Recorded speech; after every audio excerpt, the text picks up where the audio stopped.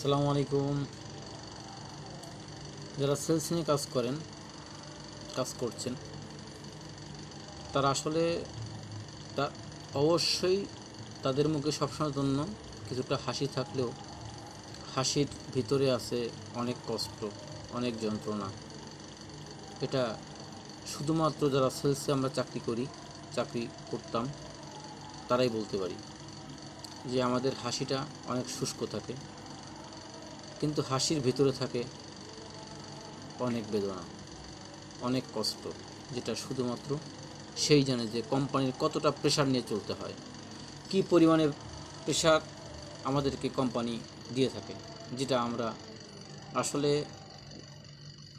যখন বলি বন্ধু কেমন আছিস, মুচকি হেসে বলতে হয় আলহামদুলিল্লাহ ভালো আছি।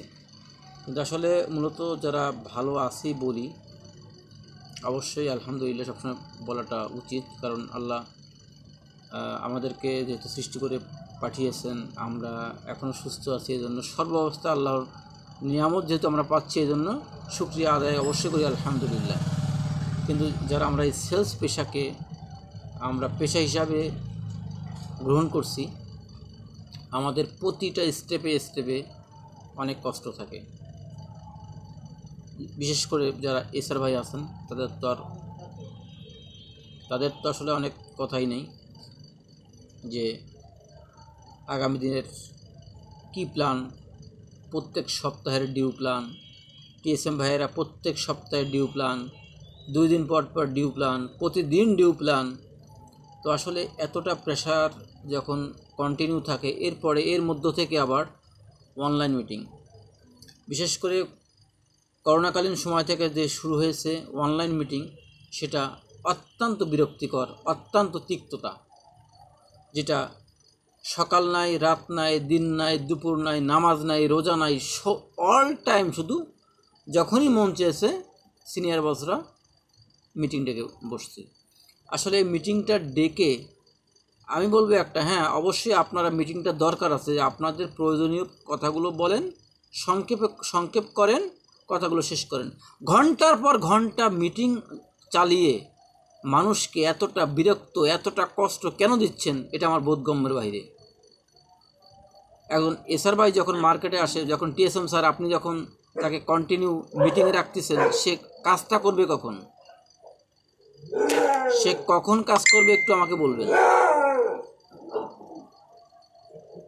যে আপনি কন্টিনিউ তাকে যে প্রেশারটা দিচ্ছেন। এবার বলি, যখন ডিজিএম স্যার বা ডিএসএম স্যার আপনি যখন টিএসএম ভাইকে অনলাইন মিটিংয়ে কন্টিনিউ রাখতেছেন, যে প্রেশার ক্রিয়েটগুলো করতেছেন, তার কি আর কোনো কাজ নেই? আছে? কারণ সে তো আর বসে নাই, সে তো কন্টিনিউ কাজ করছে, বাট তাকে আপনি হিউজ পরিমাণে প্রেশার দিচ্ছেন। অ্যাজ এ ফলশ্রুতিতে তার মনটা খারাপ হয়, আপনাদের ডিউ কমিটমেন্টটা ম্যাক্সিমাম মিস্টেক হয়। আসলে জিএম স্যার আমি জানি আপনিও অনেক প্রেশারে আছেন, DGM sir, head of sales স্যাররা আপনারা অনেক প্রেশারে থাকেন, ডিএসএম স্যাররা আপনারা অনেক প্রেশারে থাকেন, কারণ কোম্পানি প্রেশার দিচ্ছে। আমি যদি কোম্পানির মালিক হতাম আমিও এই কাজটাই করতাম, আমি জানি।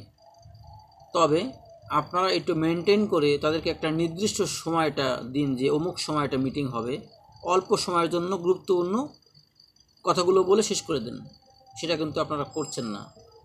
তো আমি বলবো সকলের কাছে বিনীত রিকোয়েস্ট যে আমরা সময়টাকে কাজে লাগাই। সবাই আমরা একটা পরিবার, সেলসের পরিবারটা যেন এই বুকের ভিতরে যে হাসিগুলো আছে, এই হাসিটা যেন শুষ্ক না হয়। ভালো থাকেন, আল্লাহ হাফেজ, আসসালামু আলাইকুম। হ্যাঁ কই তুই বল।